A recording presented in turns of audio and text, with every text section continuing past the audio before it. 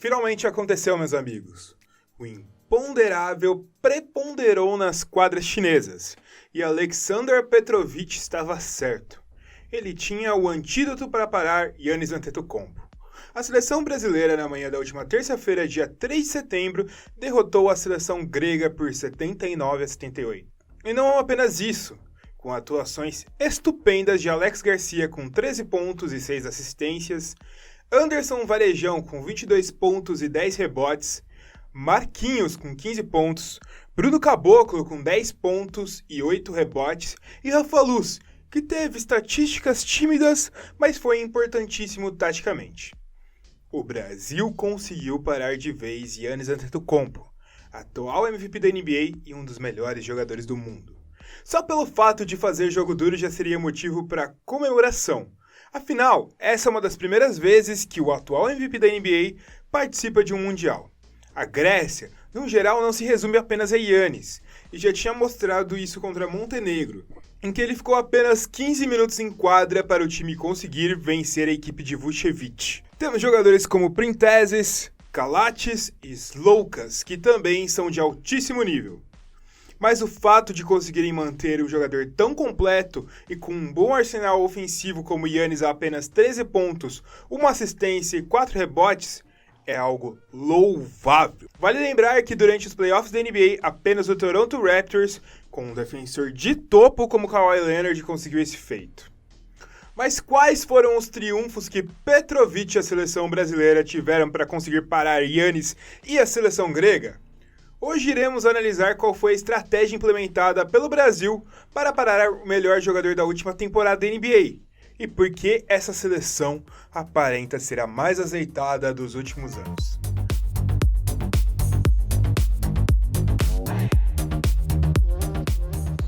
Antes de mais nada, fazemos alguns pedidos aqui. Se você gosta do nosso conteúdo, dê um like nesse vídeo para que o YouTube entenda duas coisas: que esse vídeo é importante para o fã de basquete e que você gosta de conteúdos de basquete. Da primeira forma, você ajuda o vídeo a se espalhar e da segunda forma, você faz com que o YouTube compartilhe mais conteúdos interessantes para você. Também não se esquece de se inscrever no canal e clicar no sininho para receber notificações sempre que um vídeo novo for postado. Assim você não perde nenhum conteúdo. Envie um e-mail para a gente também, buzzerbeaterbr@gmail.com. A gente fica feliz em responder e pode transformar a sua sugestão em um novo conteúdo, tanto para o podcast quanto para o vídeo.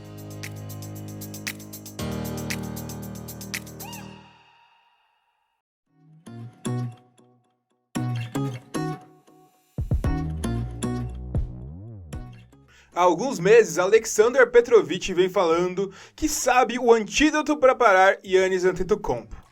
A maioria achava que era apenas uma maneira de levantar a moral do time, que vem de resultados não muito expressivos em competições internacionais nos últimos anos. Mas parece que isso não era realmente uma mentira. Petrovic sabia realmente como parar o atual MVP da NBA, coisa que 90% dos treinadores da Liga Norte-Americana não sabia.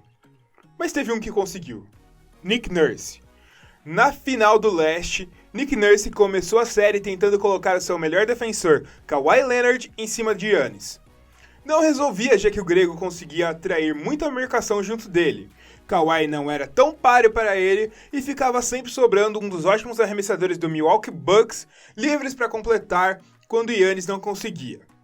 O grego tem diversas maneiras de ser eficiente ofensivamente, não apenas pela pura infiltração. O fato de ser imparável fisicamente, uma força da natureza e com uma envergadura imensa também jogava a seu favor. Qual foi a maneira que Nick Nurse encontrou? Todo mundo, sem exceção, se tornou responsável por marcar Giannis. Obviamente o grosso ficava com Siakam, Kawhi e Gasol, mas Lowry, Green e até mesmo Van Vliet se tornaram responsáveis por anular o grego. Era quase uma emulação do sistema por zona, tão utilizado no basquete FIBA e tão esquecido na NBA, com exceção de alguns experimentos no Brooklyn Nets. Assim, sem um jogador fixo em Giannis, ninguém se esgotava e todo mundo ainda conseguia proteger o perímetro, anulando o resto do time. Deu certo demais, meu amigo.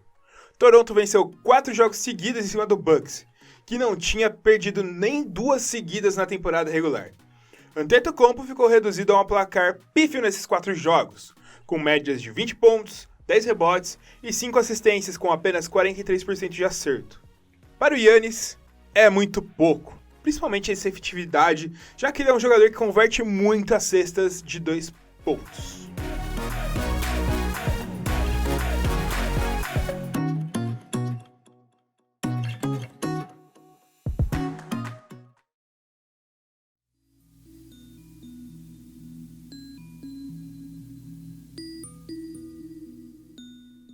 Foi exatamente a mesma tática que Petrovic aplicou no jogo dessa terça-feira. Mas antes de entrar no que ele fez dentro de quadra, a gente precisa falar da montagem do elenco. Quanto à questão psicológica, o time precisa estar inteiramente ligado para funcionar em um esquema que todos precisam marcar o atual MVP da NBA. Petrovic fez certinho, mesclando a rotação inteira nos amistosos, entendendo o elenco como uma forma de ter vários jogadores com características diferentes, tendo diversas funções em quadras. Todo mundo chegou quente para o Mundial e conseguia aplicar esse sistema de marcação como um todo. Quanto às características do elenco, ter jogadores como Alex Garcia, Varejão, Bruno Caboclo e Rafa Luz, grandes defensores, é essencial para conseguir montar algo para conseguir ir contra os times mais fortes. No papel, principalmente ofensivamente, o Brasil não figura entre as principais seleções. Mas a capacidade defensiva, principalmente olhando para o QI de basquete e a inteligência em ler as posições no jogo FIBA, definiram a parada. Alex, apesar de baixo, tem características de jogo muito rápidas e consegue defender no poste e no perímetro. Tanto que ele é um dos melhores defensores da história do NBB. E foi muitas vezes eleito o melhor defensor da temporada. Varejão, apesar da idade, continua sendo um grande reboteiro e protetor do aro. Bruno Caboclo tem uma grande envergadura, melhorou a velocidade lateral e pode defender aro e perímetro também.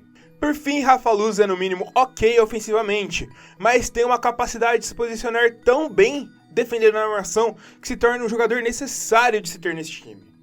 Por isso que é uma boa montagem. Se precisar de um armador mais passador, tem o Huertas. Se precisar de um jogador mais rápido, tem Iago. Existe versatilidade no elenco de Petrovic. Além disso, ainda tem grandes pontuadores como Leandrinho, Benite, outros jogadores de garrafão como Felício, Augusto e Didi, que foi mal nesse jogo, mas tem envergadura e velocidade para defender bem. São jogadores rápidos, precisos, que não apenas defendem, mas compõem um time todo muito coeso.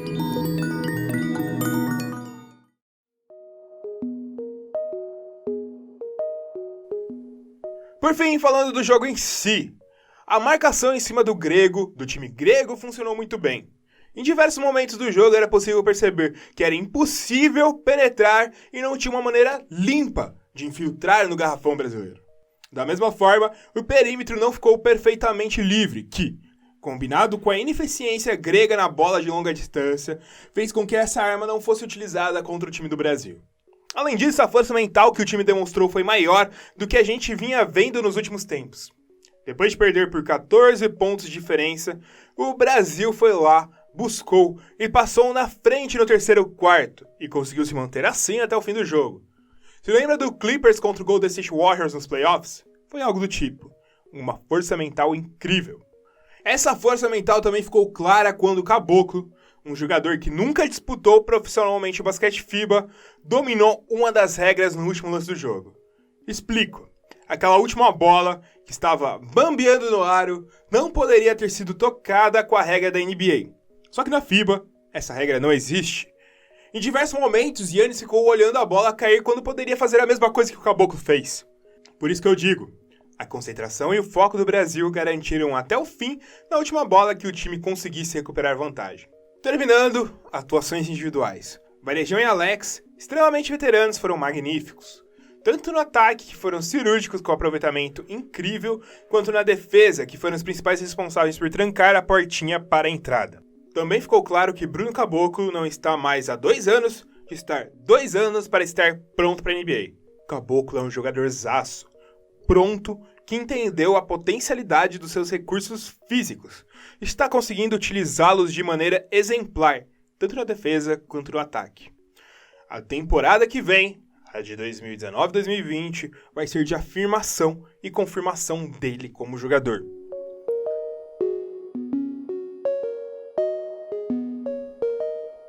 Ainda é cedo para cravar até onde o Brasil consegue chegar nesse Mundial. Mas não é cedo para se animar. Pode se animar, torcedor brasileiro. O time está fisicamente bem inteiro, entrosado, com uma liga boa e também tem peças que podem se traduzir em um grande matchup com qualquer seleção grande nesse Mundial. É um elenco bem versátil. Os principais jogadores vêm produzindo números e desempenhos incríveis e podemos estar vendo a melhor seleção das últimas décadas do Brasil em quadra. O jogo contra a Grécia não pareceu ser apenas uma vez que a moeda cai em pé, aquela exceção, mas sim o fruto de uma constância e um trabalho bem coeso. E você, qual a sua expectativa do Brasil no Mundial? Envie um e-mail pra gente para buzzerbeaterbr@gmail.com para comentar a sua opinião. Comenta no vídeo também, deixe seu like e se inscreve no canal do YouTube.